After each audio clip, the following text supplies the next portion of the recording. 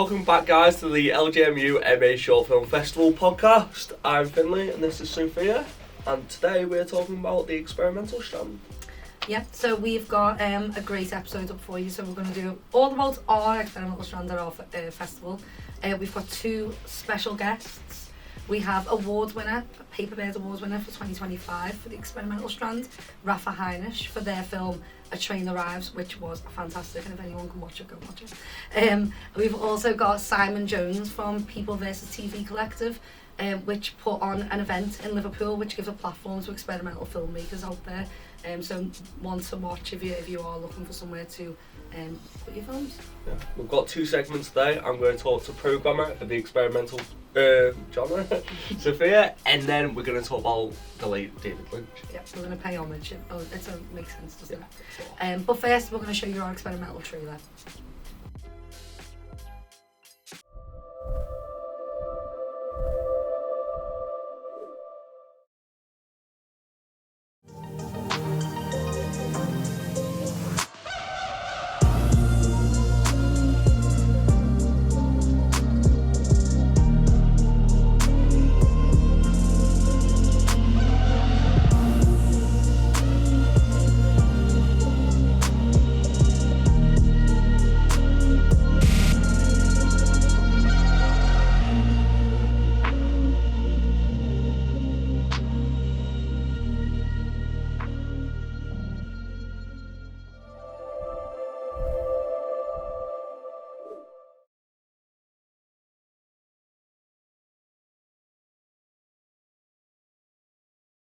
Welcome back, guys. Hope you enjoyed the experimental trailer. What did you think of the editing? Done by me. And now, let's talk about the Experimental Strand. Sophia, what can you tell us? I might be biased, but it is the best event that we've got on. I mean, I do think it is, to be fair. I'm a massive experimental film fan, for anyone that knows me. To be honest, I think what the Experimental Strand brings, which is different, is it just brings a new way of seeing things, quite radical forms that you'll see in this strand that you won't see in other strands. The thing which I think is really stand out is that experimental, I suppose, is like a style.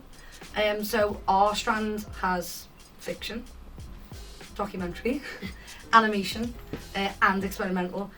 So I suppose we're genre bending in our strand, which I think is amazing. There is literally in our strand, I know we always say it, something for everyone. Yeah. How did you find the curating it?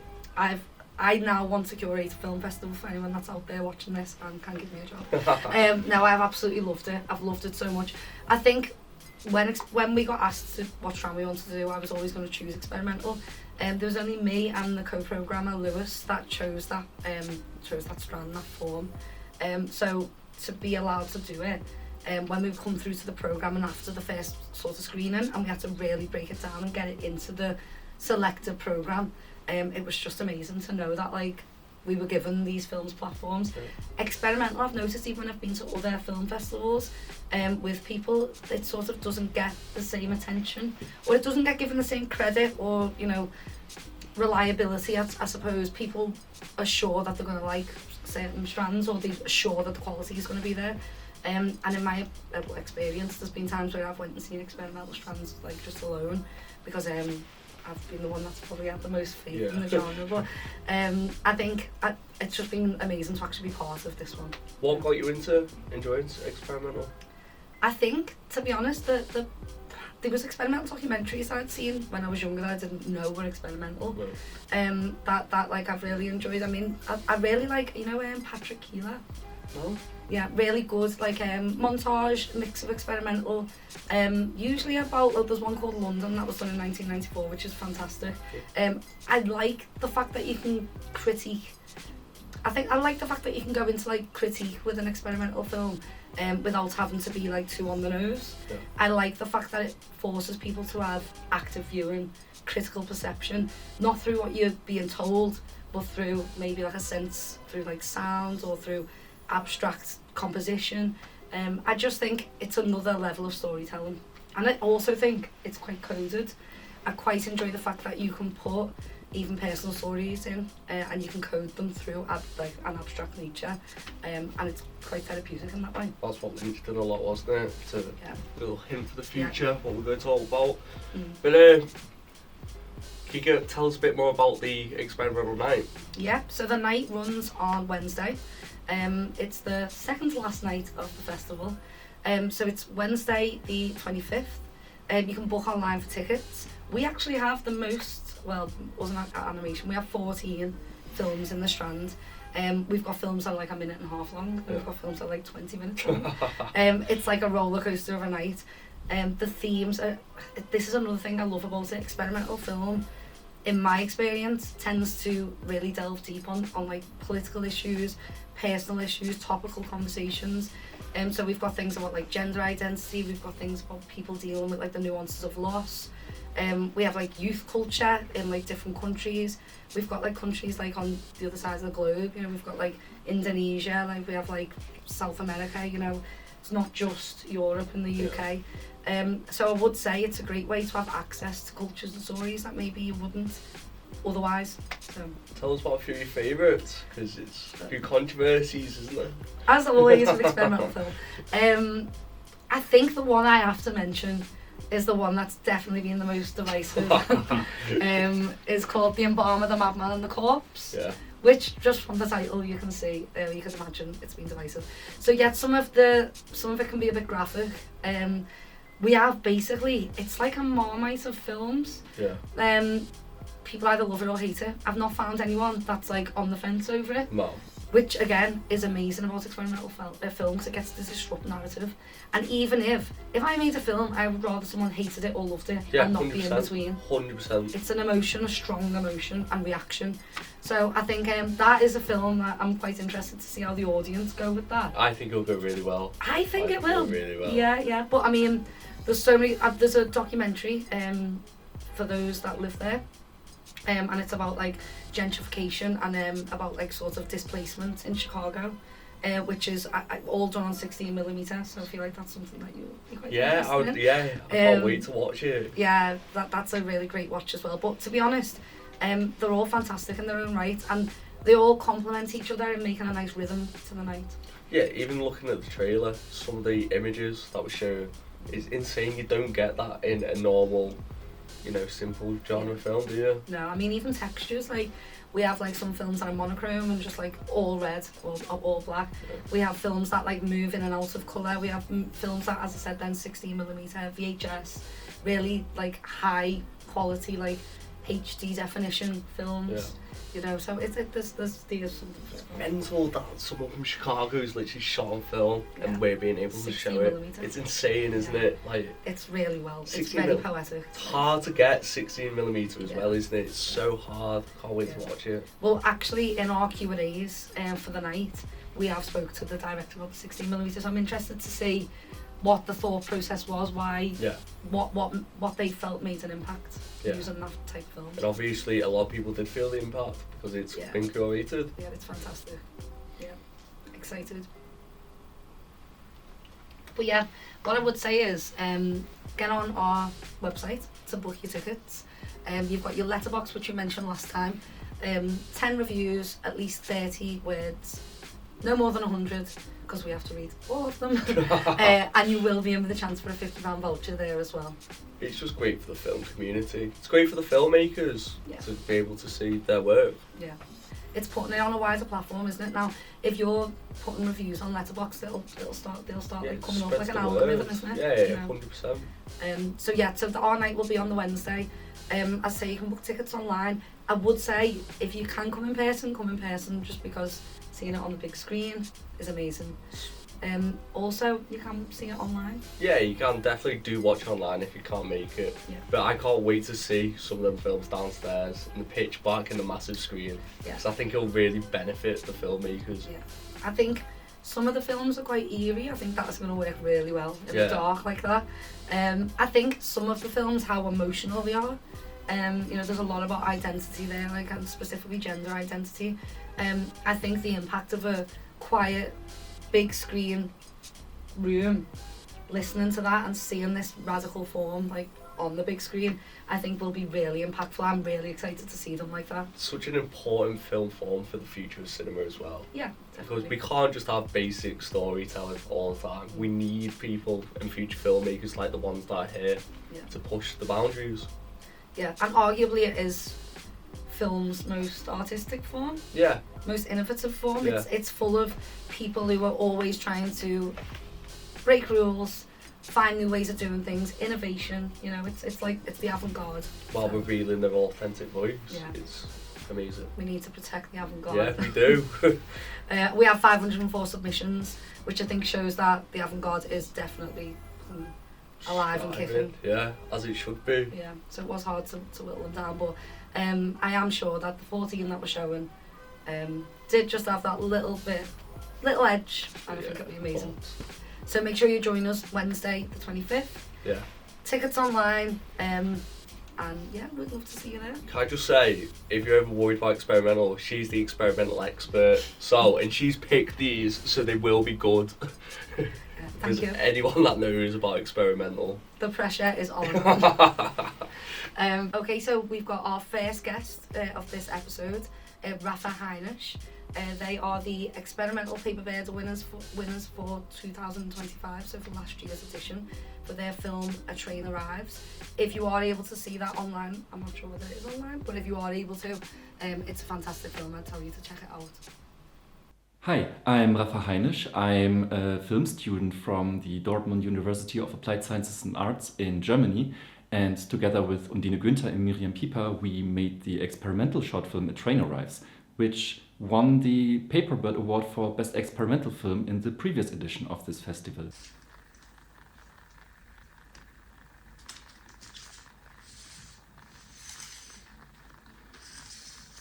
Undine, Miriam and I were part of a class in our university which gave us the opportunity to work with a Bolex H16 camera and 60mm analog film, and we wanted to try out as much as possible without making it seem arbitrary.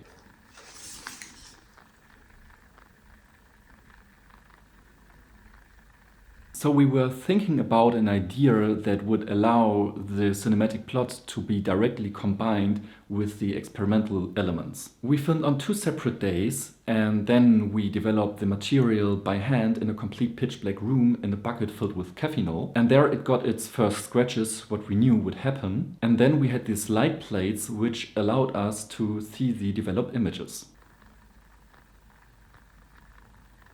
With that, we were able to work on the material itself by using knives, needles, a perforator and other tools. So we made all the effects inside the camera or afterwards on the material. Since we didn't shot it chronologically, we had to cut the film and glue it back together in a way that we think feels right, or as we intended it in the first place. But that was only the rough cut. We digitized it by projecting it on a wall and then filming it with a digital camera. Then we worked in a software where we could edit it more precisely than it would be able with the slide pads.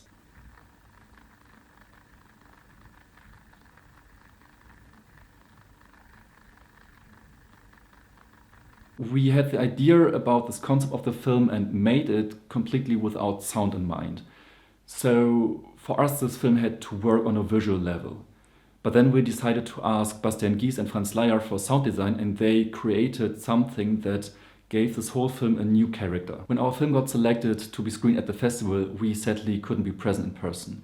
But I was connected via video link, so I was able to be part of a Q&A with the audience who were present at the screening. I also like to watch some of the podcast episodes on YouTube, which worked really well as a warm-up phase and gave me some kind of connection to the people behind the festival beforehand.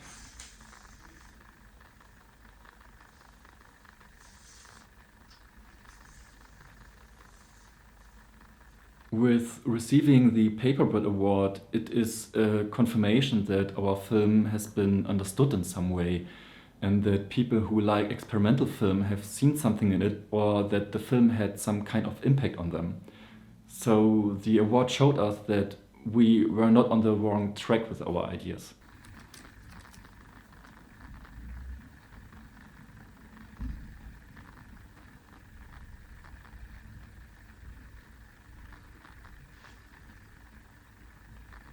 I like that this film festival is run by the students of the university, and it shows that they really care about the submitted films and that they care about creating an event around them. With their presentation, they encourage student filmmakers towards getting their films out to the public, which can sometimes be a difficult task in the world of film festivals.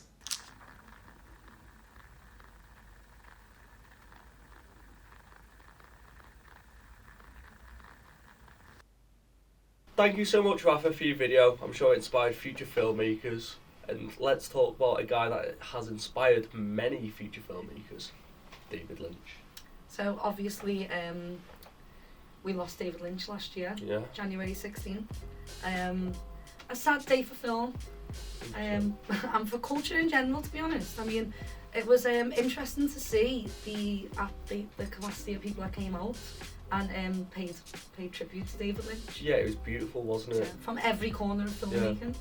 Films that you wouldn't have even like things like people like Scorsese and filmmakers that you wouldn't probably marry them together as being in, obviously, but they're all great, aren't they? So. And I think his actions outside of cinema were really shown when it came about all the charities he supported, everything he did in his personal life. It was really great to see. And not to forget the social media posts, which we miss every Friday. Of course, but yeah, I suppose we just wanted to... Experimental, he's got to be the master of experimental. He's, obviously people have came before him, but he's the best. He's mastered. Yeah, he is. He's mastered managing to bring it into mainstream. Would you say is a good way to say it? People know David Lynch. Like, even not massive film fans know David Lynch. They at least know one of his films, and he's the only real experimental author that has that level of fame. Definitely. And I think we were going to start with, we are going to start with Eraserhead, which is a film that we've just been saying you've not seen. I've never seen it, no. So it's my turn to make one. Yeah. But yeah, I just think, I mean, he started off as a painter, as an artist, and his reason for doing Eraserhead was he wanted to create a moving painting. And I think once you watch it, you sort of get that element. I've seen some of the striking images. Like, I'll never forget the poster with literally just the guy's face. Yeah. But it's. I mean, I think if you look at David Lynch's artwork as well, you can see where the moving sort of picture. It's that eerie, like illustration-y type, like. Francis Bacon is like a big influence, and you see it in that like surreal sort of element. The things that he did in Eraserhead, I think the scene that most people probably talk about is the family dinner scene. I've seen that. Yeah, I've seen that clip. So that's it. Like even if you haven't seen it, you've seen that clip.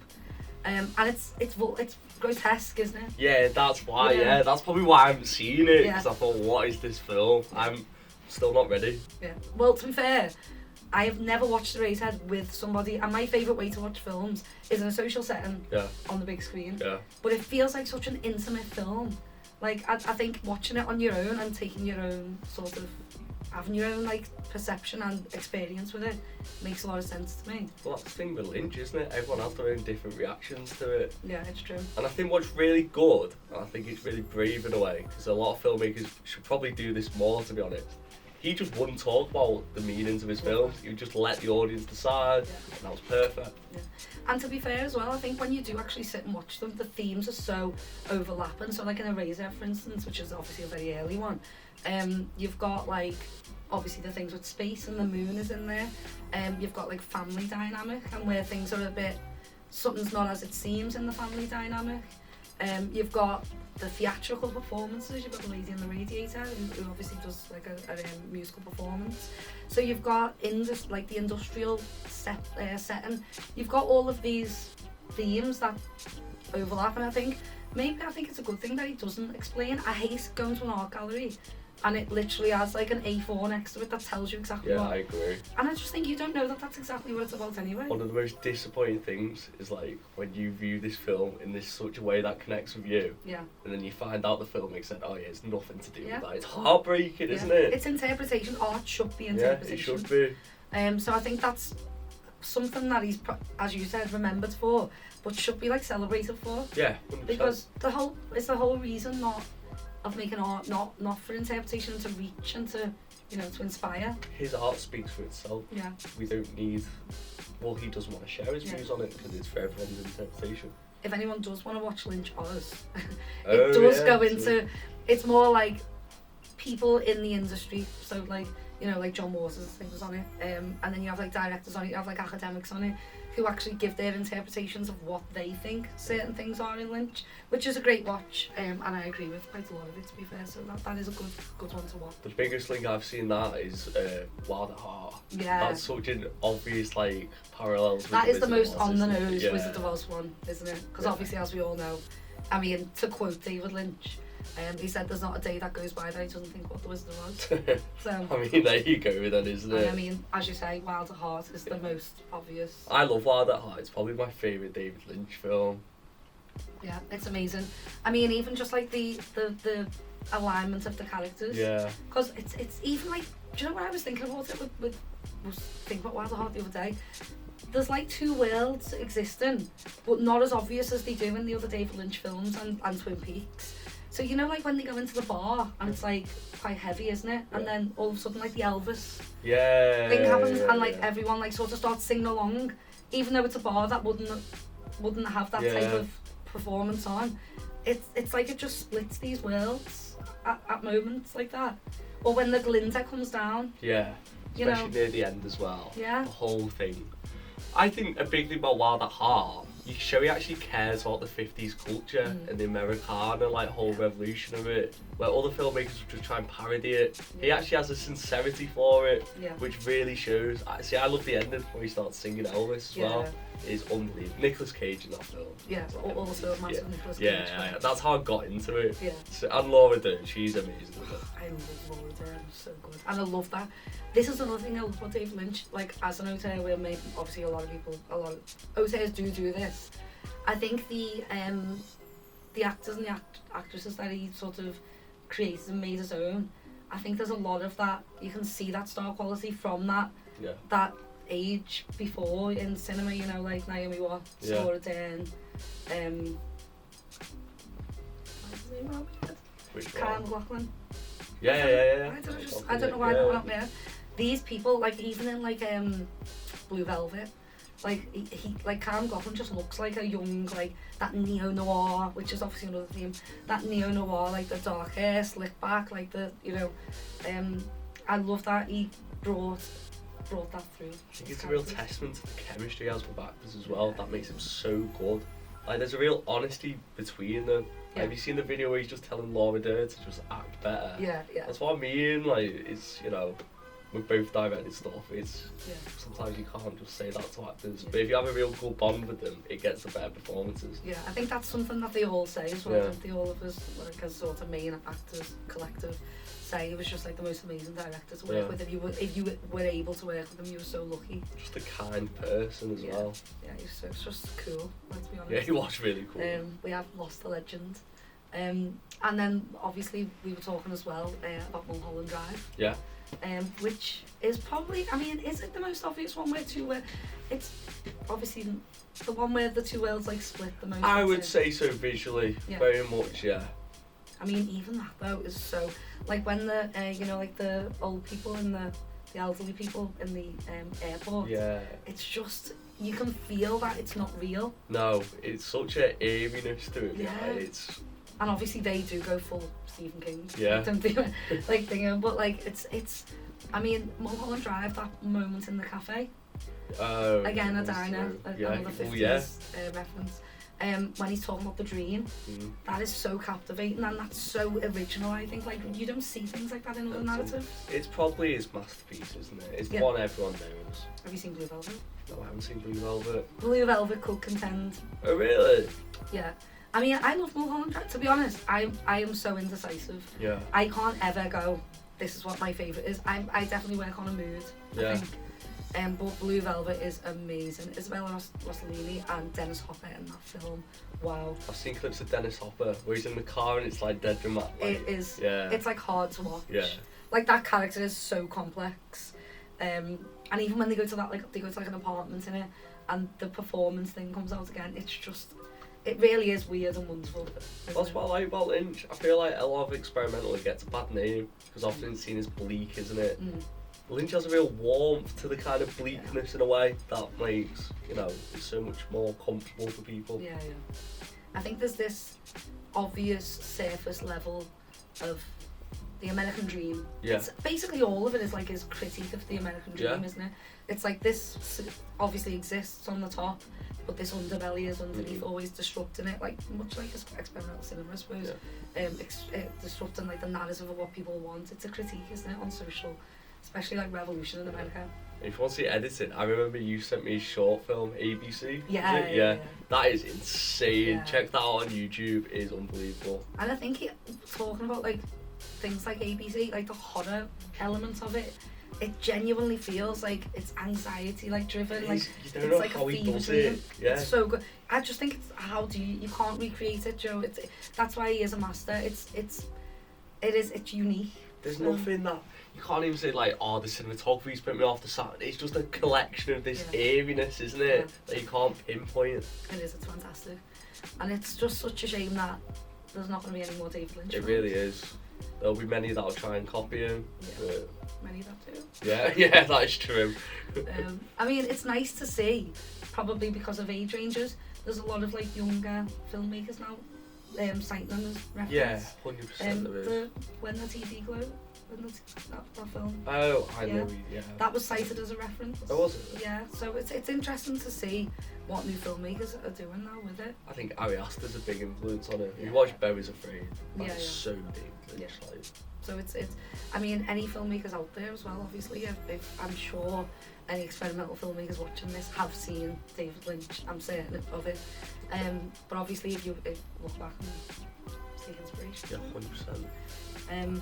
And more so the reason to come to our experimental film night. See the next David Lynch's. Oh, you know what, saying that, there probably is a couple of where I could see a David Lynch vibe, to be honest. There's a film called Meiosis. It's quite short. There's a lot of feminist tropes there, but there's a lot of internal like reflection, close-ups, like the black and white is obviously very reminiscent. And I do think the Embalmer, the Madman and the Corpse, has got David Lynch vibes. So it is, you can actually see it through these filmmakers, you know. So yeah, I would say in the comments maybe say what your favourite David Lynch film definitely is. do. Please do. Tell us anything that we might not have seen. I'll watch anything. Anything Lynch related. Anything Lynch definitely. Related. But yeah, we hope you've enjoyed this episode. Yeah, thank you guys for watching. Book your tickets for Experimental Strand night on Wednesday the 25th. So you can do it through our website. You can find trailers, you can find all the information on our socials. Letterboxd. Yeah. So make sure that we review on our films as well. Give the wider platform and also be in with a chance to win £50 voucher. It's nice to do, isn't it? It's nice to boost a little filmmaker's career. Yeah.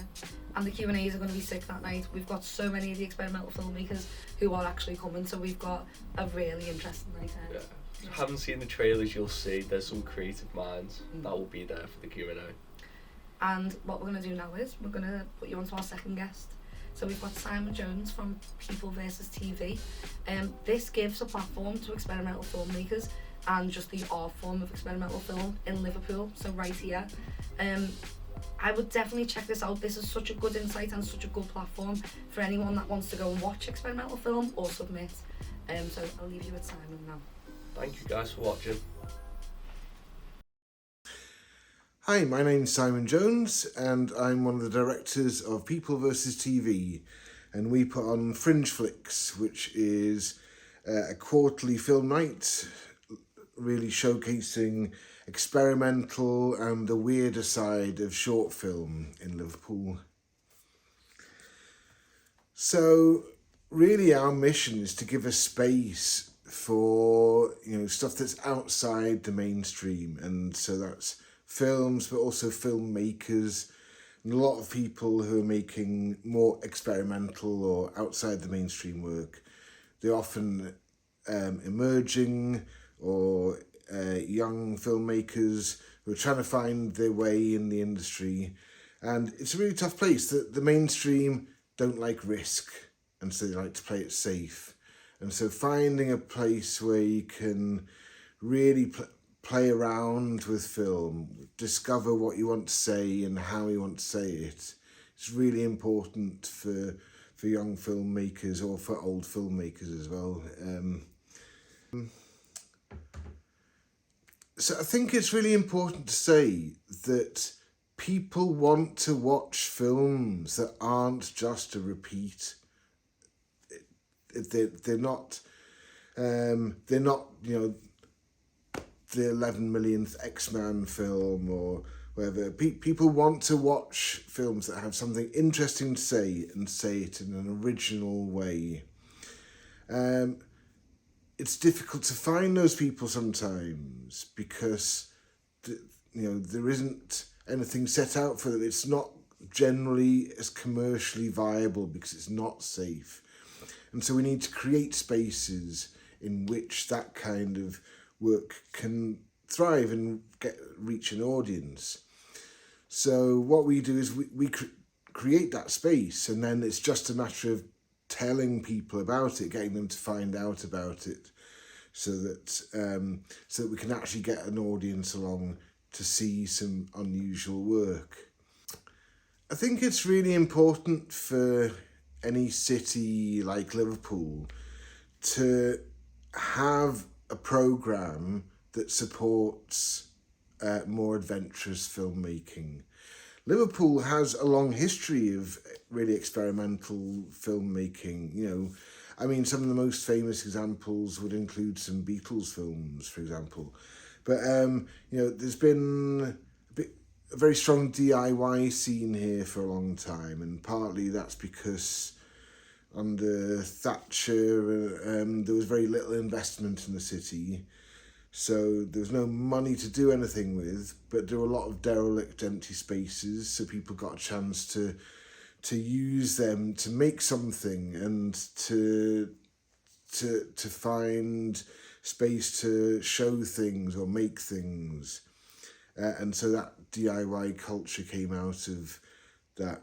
Nowadays, we've got quite a lot of films being shot here, but, this is mainstream films, so we still need a space for people exploring boundaries and trying to break the rules. A lot of the time people say you need to understand the rules before you can break them, but I don't think that's true. I think part of the way we get to understand the rules is by taking apart the elements of a thing, testing them out, seeing how far we can push them before they break, and then we really understand the rules because now we've broken them. And I think that's a big part of a lot of filmmakers' journeys. You look at someone like Peter Jackson. He started out making B-movies, essentially, weird B-movies. So even people who actually go into mainstream filmmaking, it's really good to experiment with boundaries, experiment with abstraction and what the rules are and when and how you can break them. So I think it's really important to give a space where people can then put those experiments in front of an audience, see how they react, because then that tells you... The way you see your own film, it's always different to how other people see it. So when you see it in front of an audience, then you see how it actually hooks people or not. So I think the most important thing with filmmaking is ultimately the work rather than awards and things like that. But awards do play an important part in people's careers, especially when you're starting out. An award, so we run an award we run the Audience Choice Award, gets voted on at every film night we put on. And, there've been some first-time filmmakers who've won it, and it really, you can see the change in them after they've been told, yeah, you actually managed to connect with people and they liked your work so much that they gave you this award. And that's something that can really change someone's whole attitude to what they themselves are doing. It can take you to another level where you think, actually, I could do something with this and progress and go further. It can also just be, it can help you along your route into the industry. If you have an award, even from a small film night, or it can show that on some level you understand what it takes to connect with an audience or connect with people who are watching your film.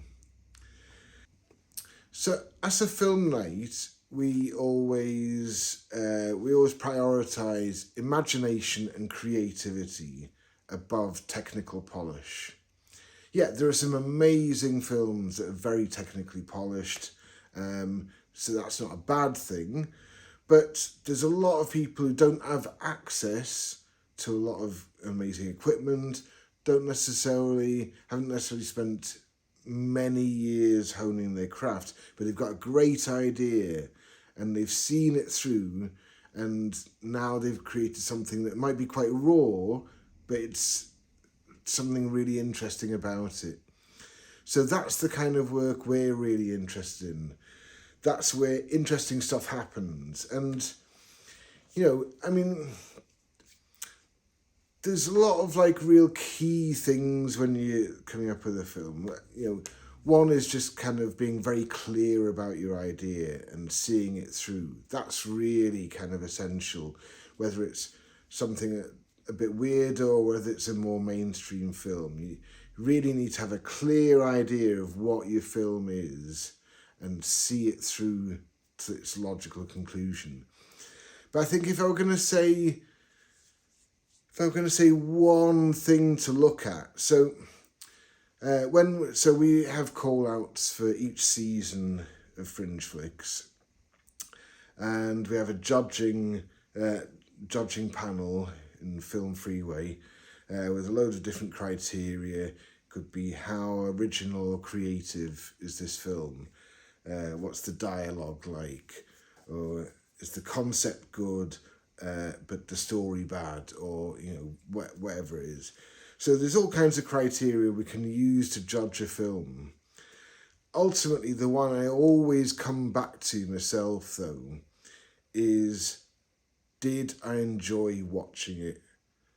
Doesn't matter whether it's a mainstream film, it's an experimental film. If you're not enjoying it, then it's not working. You've not connected with your audience. So that doesn't necessarily mean having to get all the elements of the film right. You can have just one really good hook, a great concept, or dialogue that really sparkles, a really interesting story that weaves a really interesting way. You could have some interesting kind of visual interplay that really hooks people, or a character that's so compelling you just can't stop watching. It doesn't have to be every element. You have to have that one thing that's going to make it enjoyable for your audience to watch. And if you can get that, then you've got them hooked and they'll want more. Thanks anyway. It's great to see a new generation making interesting films, and I'd love to see some of the work that you're making, and also see you at some of our events as well. Thanks.